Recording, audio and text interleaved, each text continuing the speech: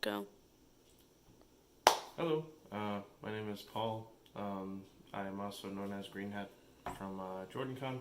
I was the one that was showing off the game that was interesting to a lot of the people there, so I figured that I owed an explanation to anybody that hadn't had a chance to sit down and actually try it. My plan as of right now, a soft plan, is to have potentially Through the Shadow Rising completed, and I'll get some more details on that come next year. This game is strictly a passion project for me. I've been told by many people that there's a lot of stuff that has to be done licensing wise. On top of that, I will preface absolutely none of this art, save for about maybe 10 to 12 of the cards, is my artwork, so none of it is mine for actual use. So that's part of why I can't sell it. I had a lot of people at JordanCon interested in purchasing it from me, and I did not have the ability to sell it, and I've stayed very true to that. But I have received some of the artist's blessing. Ariel Burgess, one of the highlights for my weekend this past weekend for JordanCon, was her actually saying that she was flattered to get to see me utilize the artwork. She liked what I had done with the background, and she signed the card for me. I would pull it out, but it's kind of hiding. But the point is that I'm going to go over how the game works, a little bit of the mechanics. It's a slightly more mechanical intensive game, but it's like it can be compared to checkers when you first start out, but it can be as skillful as chess when you get into the deeper workings of the game. So I'm asking my beautiful wife to hold my phone while I do this, so if you hear her muttering in the background whenever I give instructions, that's why. So anyway, I would say hi honey, but you're just smiling. So I'm going to ask her to hover over the cards, and where I point, go ahead and focus on that. So this is a very, very loose example of what you might need to play the game. Now the mat is unnecessary, but I find it very pretty, and it is very good for teaching people the overall aspects of the game. But this is two decks that I've kind of split up to show off their colors. A big aspect of this game was me trying to capture the Wheel of Time's feel. And not everything is solved with the battle. Sometimes it's political, sometimes it's just how knowledgeable you are in the background of situations where you can conquer your opponents. So very quickly, I'll just go over these right here. These are dice to indicate damage and indicate boosts. Doesn't like the colors don't really matter. You just tick whatever the number is on the card to represent it. But we'll get to that further. The big dice is also to show that you can use big dice. You don't have to have these special small dice that I'm fairly certain I just moved out of frame. But these are there for that reason. You don't need them for any other interactions in the game. The next thing is that these are what you're actually pining over, like what both players are trying to win during the gameplay. Both players have a deck that consists of 61 cards. 10 of them are your victory, or 5 are your victory cards, and 5s are your weaves of the pattern, or essentially like locations and hazards. So your locations dictate what rule set you're supposed to play for, and those are established at the start of the game. I won't go into too many details about how the gameplay starts up, but basically if you're the first turn player, you are allowed 3 victory cards at the beginning, and your opponent is allowed 2. And the reason why the board is as big as it is that it's actually a live board for both players all game. So no matter where you start, both players can play on either side of the game board. So if I want to play here, or if I want to play all the way over here, it's perfectly legal. But you always play to the victory side of the game board. So for instance, if the victory side is this side, you would play on this side of the board. If the victory side was this side, then you would play on this side of the board. But it's one side throughout the entire game. What a victory card shows is the victory conditions on the card. So for instance, this card is the Shadowland, which is supposed to be the alternate world that Rand and Loyal and Huron end up in after they go through the Portal Stone. And it shows that they need a little bit of combat in the form of 10. And it shows that they need some knowledge in order to get out of there, which is 16. So if you have 16 knowledge and you have 10 combat on the row that this card is placed on, the player that hits that goal first will automatically win the card, and you're playing to win 3 victory cards. There are also hazards that can get in the way, like going through, say, the ways. This is a hazard that applies a debuff to anything that hits the row for like when it's being put down. So the Waze is a very global debuff. It hits both players.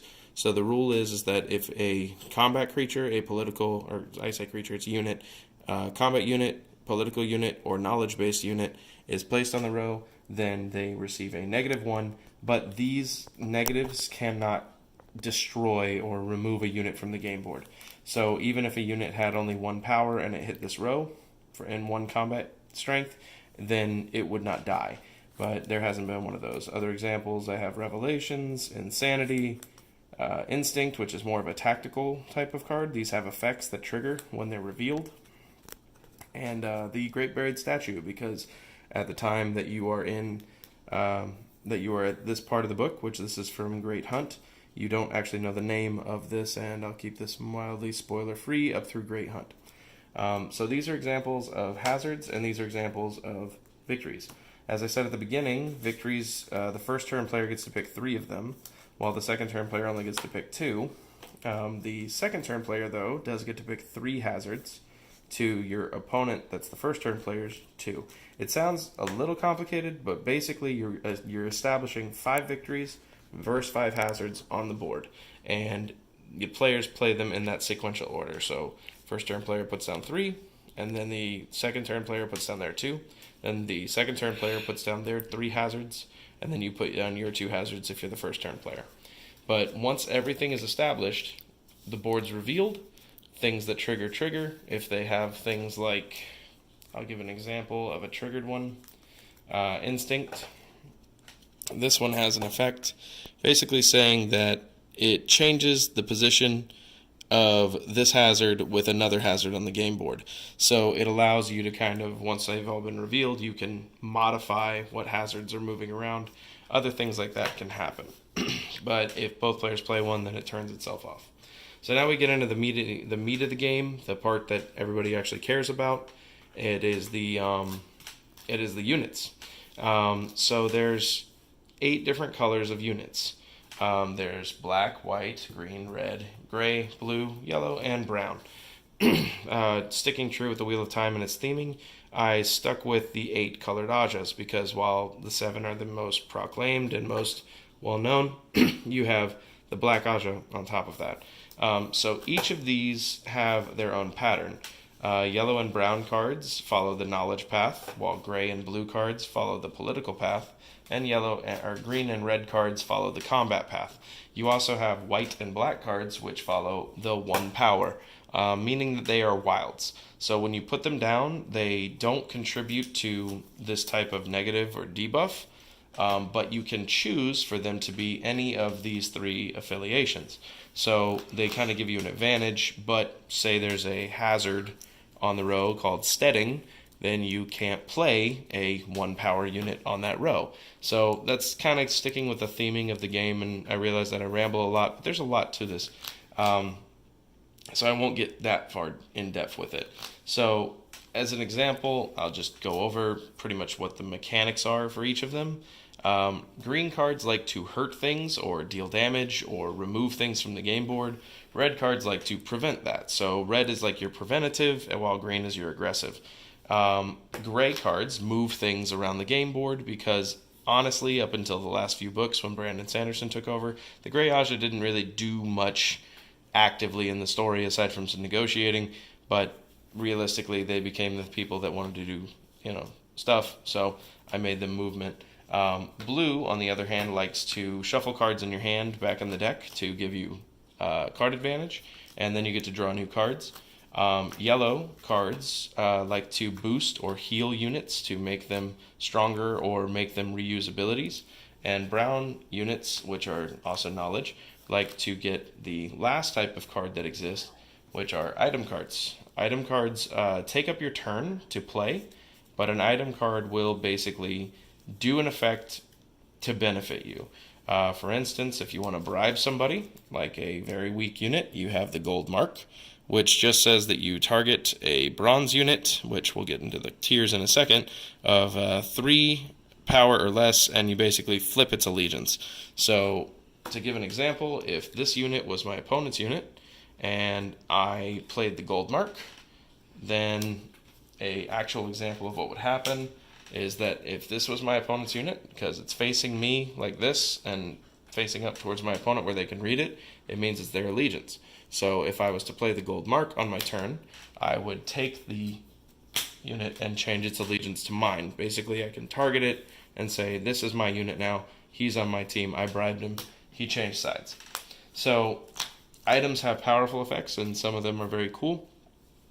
The two most powerful currently are the Shattered Logoth Dagger and the Horn of Valir, but that's because, books 1 and 2. But moving on to the last bits, I'm not going to go into graphic detail about everything, but basically green and red represent combat, and because of that, you can't pick both to put in your deck. So if you want to build a deck, you would have to play green or you would have to play red. This applies in every scenario, so black or white, gray or blue, yellow or brown. So if you play anything, like for instance, this is actually a deck here, all this put together, and it is essentially a Shan-Chan Dark Friend deck, while this deck is blue and red and brown and white, which results in kind of a Aes Sedai-centric political scheming deck that's actually very useful when you're playing. But the point is that this is actually the deck that Daniel Green, the YouTuber that shouted me out to keep him updated on stuff, was actually playing and beat me successfully 1.5 times at JordanCon. Granted, it was 1 in the morning and he thwarted my plots. But, he beat me bad in front of people. It was very frustrating. But anyway, so I won't go over what every single card type does, but essentially every card also has one other thing that's important to it, aside from its allegiance, or its affiliation, and that is its number at the top. So this number represents the power of the unit. So this Murdral represents 6 combat power. So if this is on your board, then the Murdral is going to grant you 6 points towards a combat score goal. So for instance, before we had the Shadowland that was running as the objective for the row. So if I was to play the Murdral, that would mean that I am 6 points in combat closer to my goal, which means that I only need to have 4 more points of combat and 16 points of knowledge, and the row is mine, and I get to take 1 victory card over my opponent.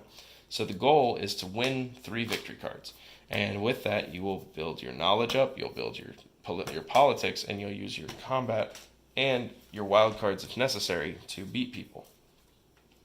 There are 3 tiers of cards though, and that's how the deck building is actually built.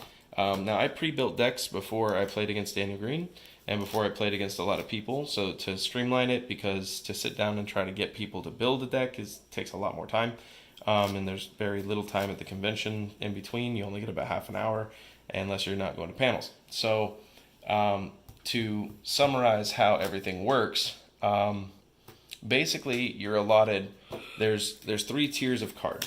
So there are bronze cards, there are silver cards, and there are gold cards. So I guess a better explanation would be to show these units. Sorry, my fault. I'll go back. Sorry. So there's a bronze card there. Here's a silver card, and here's a gold card. Now you can tell the difference mainly because of the outer borders on the cards, but the name bars are actually the easiest way to tell. Now I know there's a slight glare here, but that's because I have opaque sleeves. I have matted sleeves, but basically a bronze unit will represent about 6 power on the card. So this Trolloc here, he's 4 power in combat, and has an effect that says that when he hits the board, he deals 3 damage to an enemy unit on the same row. So he can kind of maul somebody, and that's an example of bronze power. It's about 6 value. You might get 7 out of it, but that's your maximum. I'm not trying to make the video go too long, but I'm going over the power scales, and then this should make it a lot simpler. Now we have Egwene Alvir. This is after she's been captured as a Damani. Spoilers, I did mention that at the beginning. But basically she's a 3 power unit that says that when she's played, she deals 5 damage to an enemy on the row. So while she's worth less power overall in the combat, she's a lot more removal. So she's about 8 value, which is higher than the maximum that this Trolloc can give. And we're really getting a bad glare there. I'm sorry about that. And then finally we have Rand here. Now you notice he's also the weakest of this group of 3, but he's a gold card. and he's gold for a reason, because his ability, it basically says that when he's played, you get to select one card type, which the card types are all listed here on the card, and you get to deal 3 damage to every single enemy of that selected card type. So you have single target on the same row for about 7 value, you have single target on the same row for about 8 value, and then you have general target to the entire game board for 3 damage, which is a massive change in overall value and can completely swing the game in your favor. But you're only allotted certain numbers of each of these. So a lot of problems that happen with regular trading card games is that you run into the problem of decks becoming expensive because you have to play the most powerful cards. In this game, you're actually obligated to play the weaker cards. And I don't know how gray cards got mixed in there. But in this game, you're basically obligated because the rules are that if you only get 9 gold cards total between your entire deck of 51 cards that's chosen to play the game with, because these 10 get removed. You only get 9 total golds. So the odds of you drawing a gold are actually very low. Silver cards you only get 12 of, and bronze cards you actually get 30 of. And bronze cards are also the only cards that you can play more than one of. So this Ingtar I can only have 1 of in the deck. This Turok I can only have 1 of in the deck. Egwene, Rand, but this Trolloc I can have 2 of. And I can play 30 different bronze cards. So you have to also diversify between all your colors. So you have your green cards, but you don't want to be too weak on politics, so you got to play your grays. And you don't want to be too weak on knowledge, so you got to play your yellows. And you make up the difference with your wild cards. I go into more about how everything works, but the only 2 that I'll really go over from here on out are the white and the black cards. Black cards, because they usually represent male channelers and evil, have a severe drawback for a very advantageous effect, while white cards give you kind of the options. They'll give you 1 or 2 different options of effects. So there's an Agonor there, but I'll go over Nynaeve, who basically says that you get to pick up a card and play it again, or you can opt to heal a unit and then boost that unit by 2. So she gives you like healing options or replay options. And while on the other hand, you have Agonor here, great artwork by Seamus Gallagher. Basically, he says he blows up an ally on the same row to kill any bronze or silver that your opponent has on the game board on another row. So you have to give up something to win something. The game is very flavorful. I'm not going to go into too many more effects, but the basic premise is that you draw 10 cards at the start for both players after both players have taken a single gold card and placed it in outside of the area zone over here. And that is technically in your hand. It's there for you to use at any point during the gameplay as your turn. The other rule is that you only play 1 card a turn, and both players are allowed this option.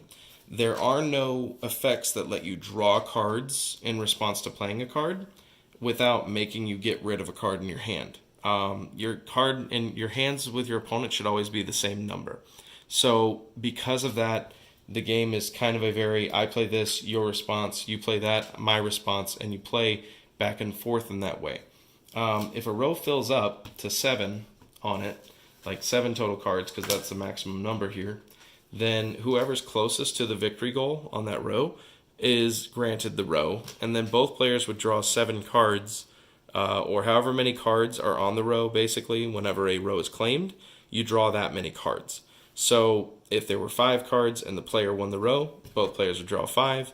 Every card on the row is put out of the game, and the victory card is given to the player, and a new victory card that is selected by the player that did not take the victory, and a new hazard is selected by the player that did take the row, and they fill the row with those 2, and the game starts fresh. But both players have a new set of cards to play with. You only get 10 at the beginning. You do not draw at any point until a row is claimed, unless both players have no rows claimed and every card in their hand is gone, in which case both players would draw 5 cards to attempt to claim a row again, and gameplay continues in that fashion until somebody wins a row. Once 3 rows are taken, the player is declared the winner, and you've won the new and improved Wheel of Time card game. at the moment, unless licensing comes through, please, Sarah, please contact me. Sarah Nakamura told me she would. And if you see this video, please contact me. I want this to be something available to people. I want to be able to commission artwork. I want to be able to get this thing out there for people to play. I know that it's not a gameplay demonstration, but I figured I'd go over the rules. And if anybody is interested in more information, I will try to make another video explaining more about it. At the moment, I have 200 cards generated, 100 cards for each book, and the plan as of right now is to get 200 additional game cards created before next April to show Dragon Reborn and Shadow Rising, because I'm really itching to get into the Aiel culture, and I'm really itching to get more Forsaken, because at the moment, Baal-Zaman and Ashamael, between the two of them, each have about 3 to 4 cards, because he's pretty much the only prominent male channeler that's shown throughout the books in the first 2 books. So either way, if anybody has any questions, let me know. I'll be posting this up to YouTube, and hopefully we'll get some people interested in it. I appreciate everything that happened at JordanCon. Daniel, thank you for getting on my butt about making stuff, because I need the motivation, man, because this is a dream of mine. So either way, I'm going to ask, yeah, hey, you turn the camera at the very end. Hey, baby. Anyway, have a good night, everybody. It's awfully late here, and I'll see you next time.